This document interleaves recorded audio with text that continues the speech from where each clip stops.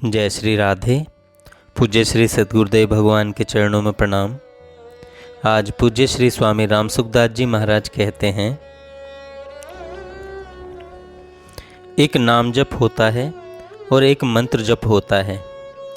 राम नाम मंत्र भी है और नाम भी है। नाम में संबोधन होता है और मंत्र में नमन और स्वाहा होता है। जैसे रामाय नमः यह मंत्र है, इसका विधि रहित अनुष्ठान होता है। और राम राम राम ऐसे नाम लेकर केवल पुकार करते हैं। राम नाम की पुकार विधि रहित होती है। इस प्रकार भगवान को संबोधन करने का तात्पर्य यह है कि हम भगवान को पुकारें, जिससे भगवान की दृष्टि हमारी तरफ खिंच जाए। जैसे सोए हुए किसी व्यक्ति को पुकारें तो वह अपना नाम सुनते ही नींद से जग जाता है। ऐसे ही राम राम राम करने से राम जी हमारी तरफ खिंच जाते हैं। जैसे एक बच्चा माँ माँ पुकारता है तो माताओं का चित्त उस बच्चे की तरफ आकृष्ट हो जाता है, खिंच जाता है। जिनके छोटे बालक हैं उन सब का एक बार तो उस बालक की तरफ चित्त खींचेगा, पर उठकर वही माँ दौड़ेगी जिसको वह बच्चा अपनी माँ मानता है। माँ नाम तो उन सब का ही है जिनके बालक हैं। फिर वे सब क्यों नहीं दौड़ती? सब कैसे दौड़ें? वह बालक तो अपनी माँ को ही पुकारता है। दूसरी माताओं के कितने ही सुंदर गहने हों, सुंदर कपड़े हों, कितना ही अच्छा स्वभाव हो, पर उनको वह अपनी माँ नहीं मानता। वह तो अपनी माँ को ही चाहता है। इसीलिए उस बालक की माँ ही उसकी तरफ खींचती है। ऐसे ही राम राम हम आर्त होकर पुकारें और भगवान को ही अपना माने तो भगवान हमारी तरफ खिंच जाएंगे। जब लग गज अपनो बल बरत्यो, नेक सरयो नहीं काम। निर्बल है बल राम पुकार्यो, आए आधे नाम। जैसे गजराज ने पूरा नाम भी उच्चारण नहीं किया, उसने केवल हे नाथ आधा नाम लेकर पुकारा। उतने में भगवान ने आकर रक्षा कर दी।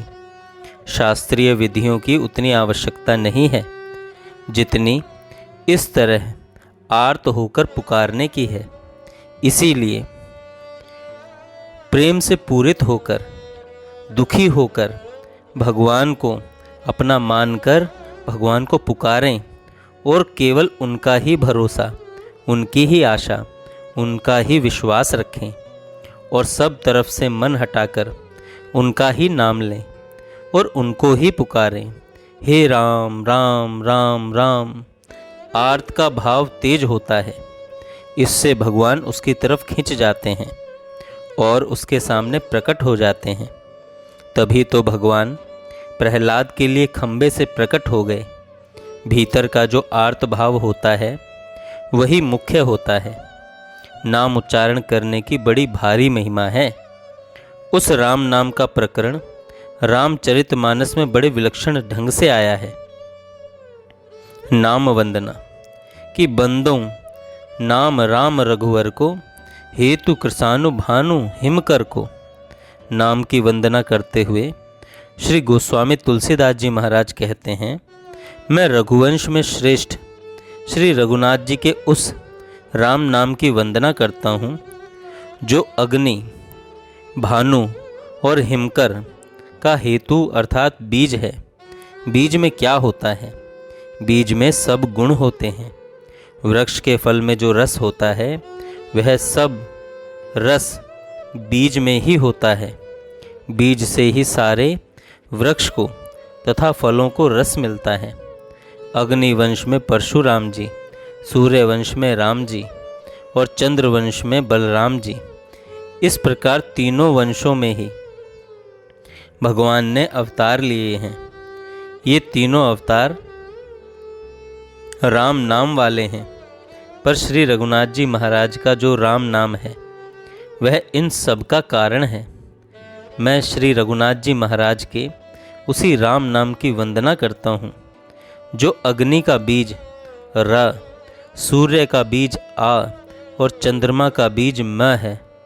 राम नाम में र, आ और म ये 3 अवयव हैं। इन अवयवों का वर्णन करने के लिए कृसानु, भानु और हिमकर ये 3 शब्द दिए हैं। ये 3 शब्द दिए हैं। संसार में राम नाम से बढ़कर कुछ नहीं है। सब कुछ शक्ति इसमें भरी हुई है। इसलिए संतों ने कहा है रामदास सुमिरन करो रिद्ध सिद्ध या के माए। रिद्ध सिद्ध या के माए मतलब रिद्धि सिद्धि सब इसके भीतर भरी हुई है। विश्वास न हो तो रात दिन जप करके देखो, सब काम हो जाएगा। कोई काम बाकी नहीं रहेगा। कोई काम बाकी नहीं रहेगा। राम नाम के समान तो केवल राम नाम ही है। यह सब साधनों से श्रेष्ठ है। नाम के 10 अपराधों में बताया गया है कि नाम के साथ किसी की उपमा दी जाएगी तो वह नाम अपराध हो जाएगा। मानो नाम अनुपम है, इसमें उपमा नहीं लग सकती, इसलिए नाम को किसी के बराबर नहीं कह सकते। भगवान श्री राम शबरी के आश्रम पर पधारे और शबरी को कहने लगे कि नवदा भगति कहूँ तोहे पाही, सावधान सुन धरु मन माही। मैं तुझे अब अपनी नवदा भक्ति कहता हूँ, तू सावधान होकर सुन, मन में धारण कर। नवधा भक्ति कहकर अंत में कहते हैं सकल प्रकार भगति दृढ़ तोरे।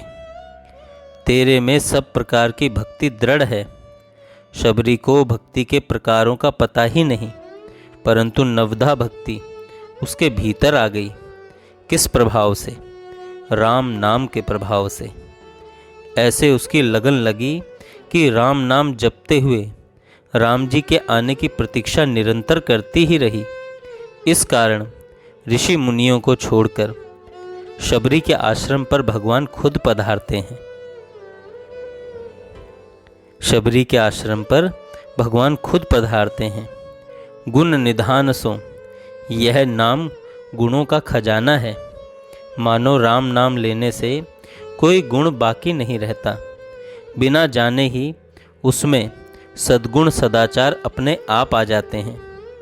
राम नाम जपने वाले जितने संत महात्मा हुए हैं, आप विचार करके देखो, उनमें कितनी रिद्धि सिद्धि, कितनी अलौकिक विलक्षणता आ गई थी। राम नाम जप में अलौकिकता है, तब न उनमें आई, नहीं तो कहाँ से आती। इसीलिए यह राम नाम गुणों का खजाना है। यह सत्व रज और तम से रहित है और गुणों के सहित भी है एवं व्यापक भी है।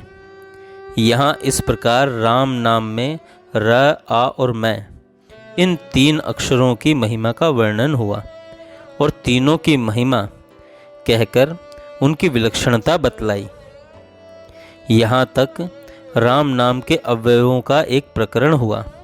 अब श्री गोस्वामी जी राम नाम की महिमा कहना प्रारंभ करते हैं।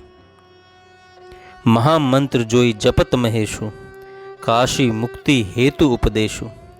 यह राम नाम महामंत्र है जिसे महेश्वर भगवान शंकर जपते हैं और उनके द्वारा यह राम नाम उपदेश काशी में मुक्ति का कारण है। इन 3 अक्षरों से के मिलने से यह राम, र, आ और म, राम नाम तो हुआ महामंत्र और बाकी दूसरे सभी नाम हुए साधारण मंत्र। 7 करोड़ मंत्र हैं, वे चित्त को भ्रमित करने वाले हैं। यह 2 अक्षरों वाला राम नाम परम मंत्र है। यह सब मंत्रों में श्रेष्ठ मंत्र है। सब मंत्र इसके अंतर्गत आ जाते हैं। कोई भी मंत्र बाहर नहीं रहता। सब शक्तियाँ इसके अंदर हैं। यह राम नाम काशी में मरने वालों की मुक्ति का हेतु है। भगवान शंकर मरने वालों के कान में यह राम नाम सुनाते हैं और इसको सुनने से काशी में उन जीवों की मुक्ति हो जाती है। एक सज्जन कह रहे थे कि काशी में मरने वाले का दायां कान ऊंचा हो जाता है। ऐसा मैंने देखा है, मानो मरते समय दाएं कान में भगवान शंकर राम नाम मंत्र देते हैं। जब प्राणों का प्रयाण होता है तो उस समय भगवान शंकर उस प्राणी के कान में राम नाम सुनाते हैं। क्यों सुनाते हैं? वे यह विचार करते हैं कि भगवान से विमुख जीवों की खबर यमराज लेते हैं, वे सबको दंड देते हैं, परंतु मैं संसार भर का मालिक हूँ। लोग मुझे विश्वनाथ कहते हैं और मेरे होते हुए मेरी इस काशीपुरी में आकर यमराज दंड दे तो ठीक नहीं है। अरे भाई, किसी को दंड या पुरस्कार देना तो मालिक का काम है। राजा की राजधानी में बाहर से दूसरा आकर ऐसा काम करे तो राजा की पोल निकलती है ना। सारे संसार में नहीं तो कम से कम वाराणसी में जहाँ मैं बैठा हूँ, यहाँ आकर यमराज दखल दे, यह कैसे हो सकता है? जय श्री राधे। कई साधक प्रश्न पूछते हैं कि राम नाम, राधा नाम, इन सब में भेद है क्या? कोई भेद नहीं है भैया, नाम सब एक ही हैं। जिनको जिस नाम से लाभ हुआ उन्होंने उसकी महिमा का गुणगान किया। तो इसलिए किसी भी नाम में भेद न समझें। जो आपको नाम प्रिय लगता हो उसी को जपें। और कई साधक कहते हैं गुरु दीक्षा की आवश्यकता है या नहीं है। आप घर बैठकर नाम जपना शुरू कीजिए, उसके बाद आपको अपने आप गुरु भी मिल जाएंगे, दीक्षा भी हो जाएगी। ये नाम है, जो नाम जपता है भगवान उसके लिए सारी व्यवस्था कर देते हैं। गुरु की भी व्यवस्था हो जाएगी। आप निष्ठापूर्वक नाम जपना शुरू तो कीजिए, घर बैठकर नाम जपिए, कहीं जाने की आवश्यकता नहीं है। अपने आप अगर भगवान को लगता होगा कि इन्हें गुरु की आवश्यकता है तो अपने आप गुरु भेज देंगे, अपने आप किसी को प्रेरणा कर देंगे। आप निश्चिंत होकर नाम जपिए भैया, चिंता मत कीजिए। ये कोई गुरु दीक्षा कोई खेल नहीं है कि यहाँ से ले ली वहाँ से ले ली। कोई सब्जी मंडी है क्या कि कहीं से वहाँ से सामान खरीद लिया, वहाँ से सामान खरीद लिया? जो गुरु भगवान ने आपके लिए नियुक्त किए हैं वे अपने आप तक पहुँच जाएंगे। आप चुपचाप नाम जपना शुरू कीजिए। जय श्री राधे।